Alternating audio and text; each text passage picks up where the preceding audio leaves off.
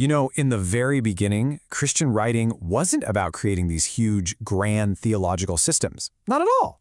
The early letters and texts, they were super direct, really practical responses to specific problems happening in specific communities. But by the end of the 2nd century, that just wasn't going to cut it anymore. The faith was staring down its first great intellectual crisis, and it was a battle for its very soul. So that brings us to the big question. What happens when a new faith faces its first intellectual civil war? And I'm not kidding. This was a high-stakes conflict that would end up defining Christianity for the next 2,000 years. This wasn't just some friendly debate. So let's dive right in.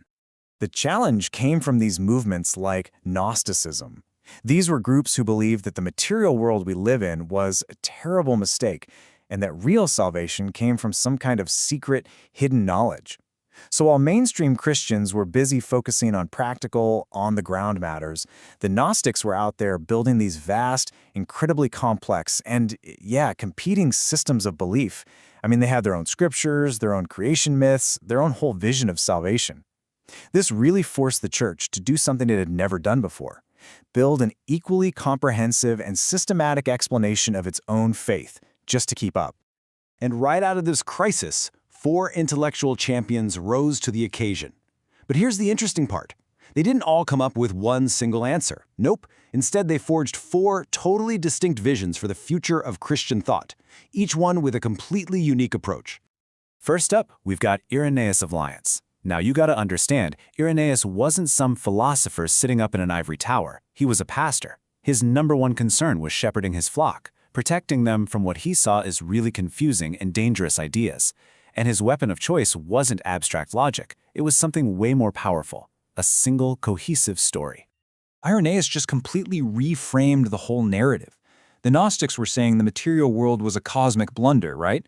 Well, Irenaeus argued that history itself is a positive thing, guided by a loving God. And the incarnation? That wasn't some desperate plan B to fix a mistake. No, it was the intended climax of the story all along. And our purpose in all this? It's not to escape the world, but to grow eternally closer to God within it. He actually had a name for this: divinization. Okay, so let's see how this all builds, because not everyone was focused on telling a story like Irenaeus. Next up, we've got 2 thinkers who represent this fundamental split in how you even approach truth itself. You've got the philosopher, who wanted to build bridges, and the lawyer, who wanted to build walls. So, meet Clement of Alexandria. He was a convert from paganism, a real thinker and a searcher, who taught in Alexandria, which was basically the intellectual capital of the world at the time. For Clement, Christianity wasn't about rejecting everything that came before. He looked at the great Greek philosophers, people like Plato, and he didn't see enemies. He saw allies in the search for truth. And this quote from Clement just captures his core idea perfectly. He believed that God gave the law to the Jews to guide them, and in the same way, he gave philosophy to the Greeks. Both were divine gifts, preparing everyone for the ultimate revelation in Christ. His whole goal was to show pagan intellectuals that, hey, Christianity is actually the fulfillment of everything you've been looking for in philosophy. And then there was Tertullian. Okay, so Tertullian was a Roman-trained lawyer from North Africa, and he was the first major Christian theologian to write in Latin.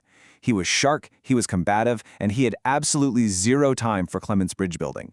For Tertullian, the model for defending the faith wasn't the philosophy classroom, it was the courtroom. I mean, the divide between these two was just immense. While Clement's saying philosophy is a pathway to God, Tertullian famously shot back, "What has Athens to do with Jerusalem?" Basically, what on earth does pagan philosophy have to do with God's revelation? And his answer was, absolutely nothing. In fact, he thought it was the mother of all heresy. He argued that once you find the faith, you stop seeking. Case closed. And to really enforce this case-closed approach, Tertullian reached into his legal toolkit and pulled out this brilliant concept from Roman law called prescriptio. Now, the key here is that this wasn't about winning the argument on its merits. No, this was about proving that the other side had no legal right to even show up in court in the first place. So here's how he applied it to theology. It's a 3-step move. Step 1, the churches founded by the apostles have had the scriptures since day 1. Step 2, this long-term, undisputed possession is basically like a deed of ownership.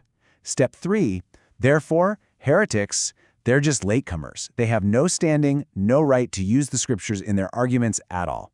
The Bible, he basically argued, is the church's private property. It was a genius, legalistic way to shut down debate before it even got started.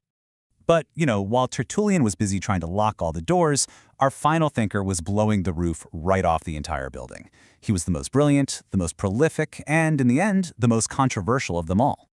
And this was Origen, Clement's own student in Alexandria. This guy was a true prodigy. His father was martyred when he was just a boy, and he possessed this absolutely staggering intellect. He was a scholar. He produced this monumental work called the Hexapla, a 6-column critical edition of the Old Testament, an incredible feat of scholarship for his time. Just unbelievable. Now, what's crucial to get about Origen is that he didn't just make stuff up out of thin air. He started with the core, non-negotiable beliefs of the Church, what he called the apostolic tradition. So he affirmed one God, the divinity of Christ, the resurrection, all of it. But he saw these truths not as the end of the conversation, but as the launching pad for some truly breathtaking philosophical speculation. And this is the kind of wild question he'd ask. He's reading Genesis, and he notices, hey, it seems like the creation story is told twice, but with different details. And he wonders, what if these aren't two versions of the same event? What if they're describing two entirely different creations? So according to Origen's wild theory, God's first creation was purely spiritual. He made this whole realm of disembodied minds, or spirits, whose only purpose was to exist in this perfect, blissful state of just contemplating their creator, a world of pure thought and pure spirit. But, and here's the twist, Origen speculated that some of these spirits, well, they got bored, their focus faltered, and they fell away from God. And it was for these fallen spirits that God made the second, material creation, our physical universe. So in this view, our world, our bodies, all of history, it's all a kind of remedial classroom for souls who messed up in a pre-cosmic spiritual life. A totally different vision from Irenaeus' idea of history as God's beautiful, intended plan, right? So, what do we do with these four wildly different thinkers? We've got a storyteller, a bridge builder, a lawyer, and a genius speculator. Well, their individual responses to this huge crisis didn't just merge into one. Instead, they actually solidified into three distinct and enduring traditions that would shape Christian thought forever.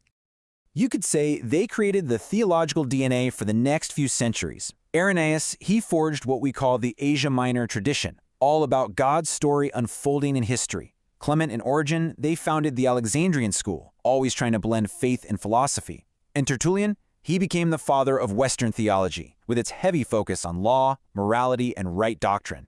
And these three streams, they've been flowing through Christian history ever since. So in the end, these four champions, they answered a profound intellectual crisis not with a single, uniform answer, but with this incredible symphony of ideas. They took a moment that could have been a total collapse and turned it into an explosion of theological creativity that really did define the future of the faith. And I think the key takeaway here is this. Early Christianity was never some monolithic thing. It was a dynamic, sometimes pretty fierce, conversation between these powerful minds who are grappling with the biggest questions imaginable. And this diversity, it didn't fracture the faith. It actually created a rich and varied intellectual heritage that is still with us today. Which really just leaves us with one final thought to chew on. We've seen three very different paths to understanding, right? Irenaeus' story, Clement's philosophy, and Tertullian's law. So if the ultimate truth is one, does the path you take to get there, whether it's a story, a philosophy, or a law, does it really matter?